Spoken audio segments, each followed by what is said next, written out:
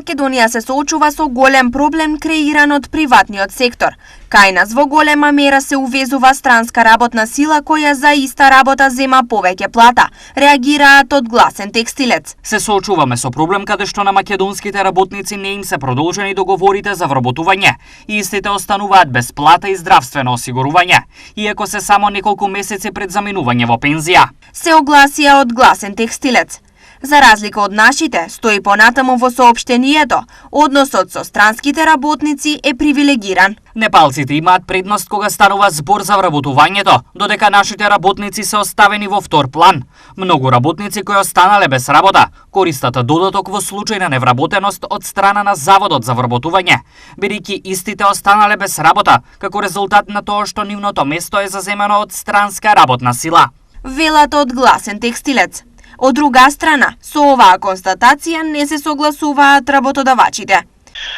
Што се однесува до тоа дали имаат повисоки права, тие во закон ги имаат исти права како и нашите работници. Факт е дека одредени трошци додатни работодавачот плаќа, да речеме, за пат на тој човек да дојде овде, за вадењето на дозволи за вработување, за престојот овде, значи за живење одредена има своји простори или ги знаемува.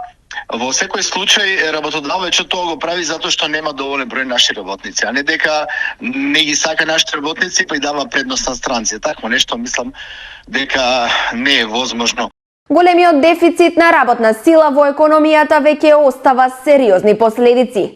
Што ургентно треба да направат работодавачите? Основниот мотив е заработувачката.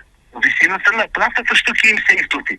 А дали ќе има од други држави, освен Србија и Албанија, и тоа е прашање, бидејќи пак ќе кажам, основниот мотив е висината на заработувачката.